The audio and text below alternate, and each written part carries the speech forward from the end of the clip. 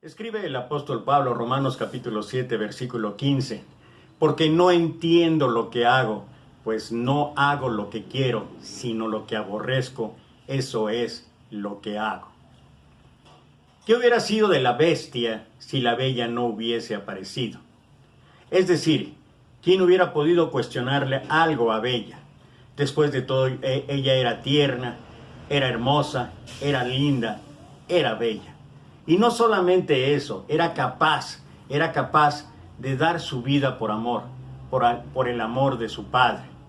Por eso pregunto una vez más, ¿qué hubiera sido de la bestia si la bella no hubiese aparecido? Porque ¿qué de la bestia? Al contrario de Bella, la bestia era horrible, era espantosa. Cuando hablaba, en lugar de palabras, salían escupitajos, salía saliva de su hocico. Era feo, era bestial. Pero no siempre fue así. Hubo un día en que la bestia fue un príncipe. Y no solamente era el príncipe, sino que además vivía en un castillo de lo más majestuoso que hubieras podido imaginar. Pero un día la maldición llegó al castillo y el príncipe se convirtió en bestia.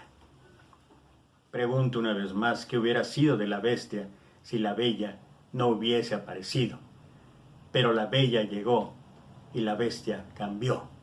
Y todo esto no sería más que un interesante cuento de hadas si no tuviera mucho que ver con nuestra condición de humanidad, si no tuviera que ver con nuestra propia historia. Porque nosotros también éramos príncipes, nosotros también vivíamos no en un palacio, sino en un paraíso donde podían tener absolutamente todo. Pero un día la maldición llegó, entró en el hombre y la mujer, y entonces todo cambió. Y esa maldición la llamamos pecado. El pecado entró a la humanidad. Y desde entonces somos bestiales, somos feos. Desde entonces asoma en nosotros aquella bestia que no podemos muchas ocasiones dominar, lo que llamamos pecado. Por eso Pablo, regresando ahí al pasaje que empecé leyendo, por eso Pablo habla y dice, y me voy a permitir ahora leerlo en la traducción lenguaje actual, la verdad es que no entiendo nada de lo que hago, pues en vez de hacer lo bueno que quiero hacer, hago lo malo que no quiero hacer.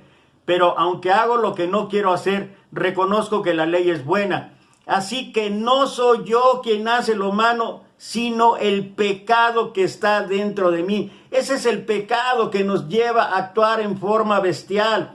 Mira a Saúl queriendo matar hasta en 3 ocasiones a David. Mira a Salomón, un hombre sabio. No había existido tal sabiduría en la tierra hasta que estaba Salomón. Y dice la escritura que él era el hombre más sabio, era reconocido en todo el mundo. ¿Y cómo terminó su vida? Como una bestia, adorando a dioses ajenos. Y si la historia sigue, y llegamos ahora aquí, donde dice Pablo, dice, así que no soy yo quien hace lo malo, sino el pecado que está dentro de mí. Yo sé que mis deseos egoístas no me permiten hacer lo bueno, pues aunque quiero hacerlo, no puedo hacerlo. El problema en el ser humano no es hacer lo bueno, es que no podemos muchas ocasiones dejar de hacer lo malo, dejar que esa bestia llamada pecado salga y nos haga cometer de veras hechos bochornosos, nos haga llevar a acciones de veras cruentas, acciones que nada glorifican el nombre de Dios. En vez de lo bueno que quiero hacer, hago lo malo que no quiero hacer. Pero si hago lo que no quiero hacer, en realidad no soy yo quien lo hace, sino el pecado que está dentro de mí. Me doy cuenta entonces de que aunque quiera hacer lo bueno, solo puedo hacer lo malo. En lo más profundo de mi corazón, amo la ley de Dios, pero también me sucede otra cosa. Hay algo dentro de mí que lucha contra lo que creo que es bueno. Trato de obedecer la ley de Dios, pero me siento como en una cárcel donde lo único que puedo hacer es pecar. Sinceramente deseo obedecer la ley de Dios, pero no puedo dejar de pecar porque mi cuerpo es débil para obedecerla. Pobre de mí, ¿quién me librará de este cuerpo que me hace pecar y me separa de Dios? Le doy gracias a Dios porque sé que Jesucristo me ha librado.